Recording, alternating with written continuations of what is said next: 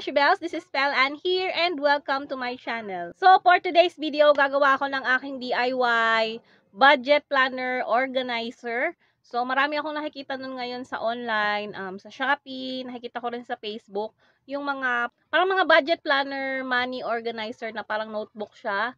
Meron siyang sulatan ng notes and meron siyang mga ziplock para lagyan ng mga pera mo, parang ganun. So, lagi ko yung nakikita sa Facebook, sa Shopee, and bet ko siya, pero medyo pricey siya. So, naghanap ako ng paraan kung paano ako magkakaroon nun na hindi ako masyadong gagastos or hindi ako magsispend ng ganun kalaki. Yung mga nakikita ko kasi is worth mga 300 to 400 pesos or even pataas pa, depende sa sizes. Meron kasing size yun. Or depende sa mga design and style, ganun. Yung iba personalized. So, medyo nanghihinayang ako gumastos ng mga 300 to 400 pesos para lang doon. So, yon naisip ko na gumawa ako ng akin. Magdi-DIY na lang ako. But before we start, kung bago ka dito sa aking channel, i-hit mo na yung like button dyan sa baba, mag-subscribe ka na rin, at i-hit mo yung notification bell para ma-update ka kapag may mga bago akong videos. So, meron naman akong budget organizer na wallet. Ganito siya. And luma na siya, kaya medyo tsaka na siya, look. And ganito siya. Sira na nga yung kanyang pangsara. Ganito siya sa loob. May mga pocket siya na may zipper, mga clear pockets na may mga nakalagay dyan kung para saan. Nakalagay dito, internet, savings, gas, electricity, credits, and ito yung extra. So, ang kalat, may mga pa dyan, resibo. And gusto ko na siyang palitan. Kaya nung nakita ko yung parang budget planner na parang nga siyang notebook style organizer, is sabi ko gusto ko nun para mapalitan ko na yung aking budget organizer din na wallet. And yun nga, gaya ng sabi ko, medyo pricey siya, 300 to 400 or 500 pesos, ganyan. And nanghihinayang naman ako gumastos ng ganun, 'di ba? So, naghanap ako ng mura. Ang ginawa ko is, hindi ako bumili ng isang buong budget planner. So, naghanap ako ng binder, nung kanyang peeler, at saka nung ziplock na magsiserve as, lagayan ng pera.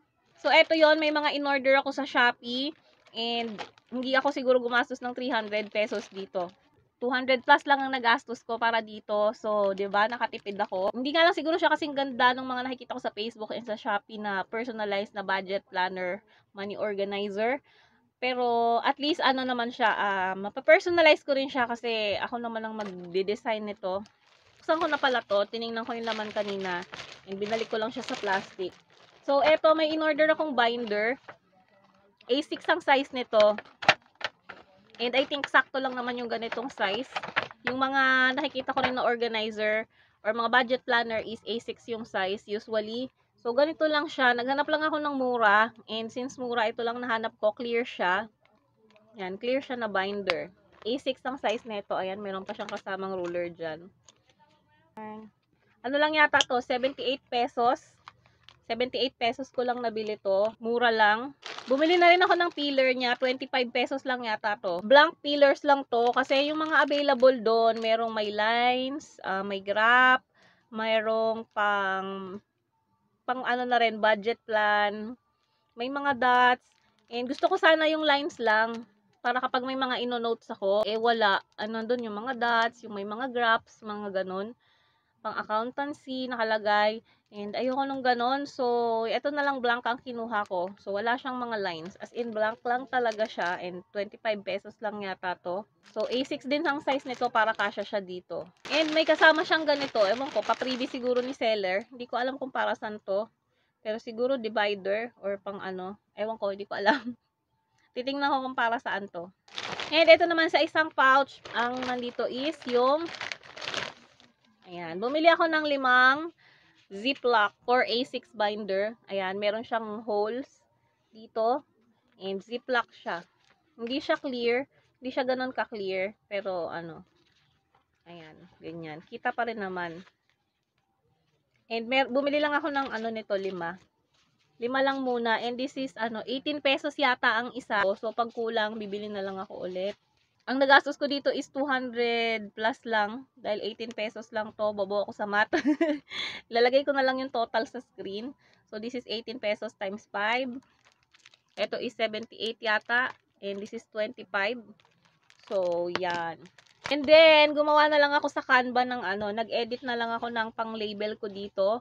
And pinrint ko sa sticker paper. So, kung meron kayong printer and sticker paper and marunong ka mag-edit, hindi ka na masyadong gagastosin, hindi ka mahihirapan. Ayan, naglagay ako ng ganito labels. And nilagyan ko rin ng pangalan ko para ma-personalize ko siya. Lalagyan ko siya ng pangalan ko sa harap. And nag-print na lang din ako ng mga cute na stickers panglagay. Pang design lang ba?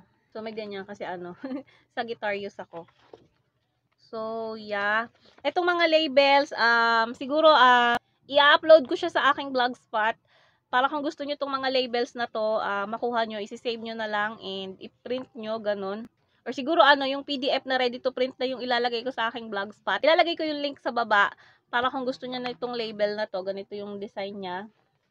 And siguro gagawa ako ng iba pang mga labels para sa inyo.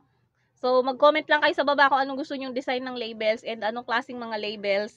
I-upload ko sa blogspot ko para pwede nyong i-save and i-print nyo din, 'di ba? Kung hindi kayo masyadong magaling mag-edit or hindi kayo maalam mag-edit and gumawa ng mga ganito. So, yeah.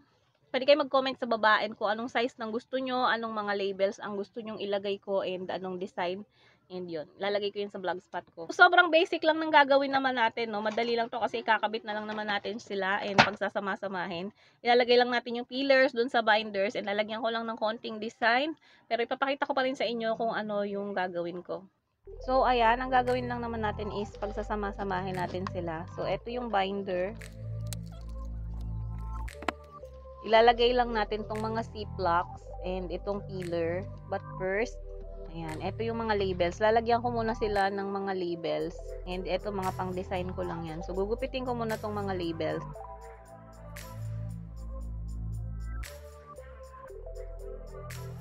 So, etong name ko, is sa harap ko yan ilalagay. And ito yung labels para sa mga ziplock. Gugupitin ko lang muna sila.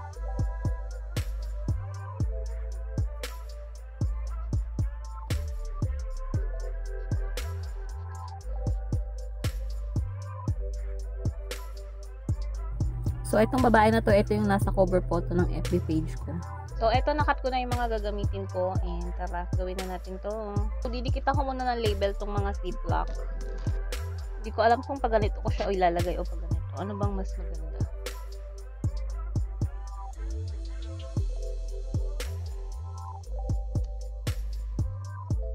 Hindi siya naka-center. My goodness.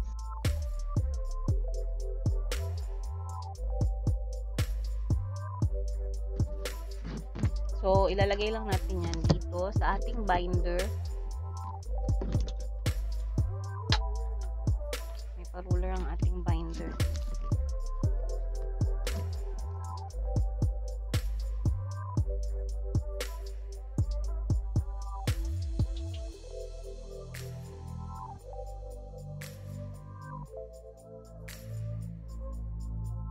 So, ayan.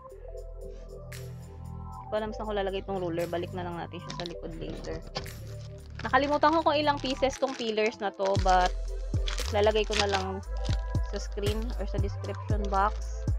And ilalagay ko din sa description box yung link ng mga pinagbilan ko nito para kung gusto nyo rin. So, sara natin. Oops. So, ayan. Ganyan na siya. Balik natin ito dito.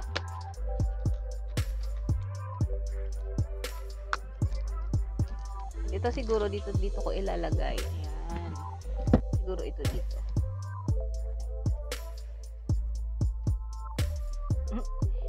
Ayan, ganyan na lang siguro.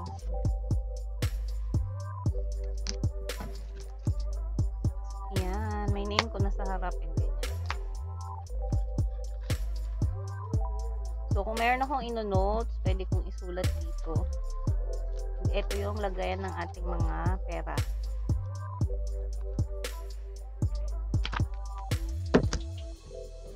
So, hindi ko alam kung saan ko pa ilalagay itong ibang stickers na to. And, meron akong isa pang label nakalagay extra for extra money. But, 5 lang yung ziplock ko. So, hindi ko siya magamit. I think magpiprint ako ng panglagay ko dito sa unahan nito. Or pwede sigurong colored paper na bubutasan ko na lang din. Anything will do kasi kung sa inyo naman, 'di ba, kayo ang magde-design. Ang plain niya, pwede ko 'tong lagyan ng design dito sa harap. But ganyan na lang muna, 'di ba?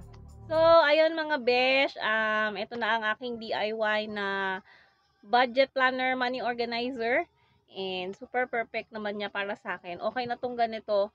And hindi ako gumastos ng malaki. Yung mga nakikita ko nga, kung magse-search din kayo, is mga 300, 400, 500 yung price, especially kung personalized, kasi lalagyan din nila yun ng labels and lalagyan nila ng name sa harap and kung ano pang design. So, naisip ko na mag-DIY ako ng akin, no? So, bumili nga lang ako ng binder, ng peelers, and ng ziplock na peelers, and nagprint ako ng mga sticker para ma-personalize ko din siya, and ng labels. Nagprint din ako ng labels. So, ayan na. Meron na akong budget planner na money organizer, like that. So, gaya ng sabi ko kanina, weekly ako nagsisave ng para sa mga bills na babayaran. So, kaya kailangan ko talaga ng mga ganitong organizer. And yung luma ko nga is ito, 'di ba? So, ayan na. Meron na akong bagong magagamit. Meron pa siyang sulatan ng notes dyan. Kasi minsan nagdo-notes din ako eh. Minsan kasi inuutangan ko yung sarili ko, charot. Kailangan ko yung ilista. And kung may mga utang-utang ako, 'di ba? Dito ko rin isusulat. And kung may mga bayarin, dito ko na rin ino-note. Hindi na siya mawawala. So, yun. Yung yung mga labels, ilalagay ko sa blogspot ko at ililink ko sa description box. Kung hindi ko siya agad malink, hanapin niyo ako sa blogspot, Spellan. So, yun. And yun nga, kung may request pa kayo ng mga label, sabihin nyo lang, try kong gawin and lalagay ko rin sa blogspot ko, 'di ba? Kung di kayo marunong mag-edit, para isi-save nyo na lang and ipiprint. So, yun lang. That's it for this vlog, guys. Please don't forget to thumbs up this video if you like it. Comment down below kung meron ka pang mga suggestions ng mga videos na gusto mong makita dito sa channel ko. And please subscribe if you haven't yet. And see you on my next video. Bye! Thank you for watching. Don't forget to love yourself. Thank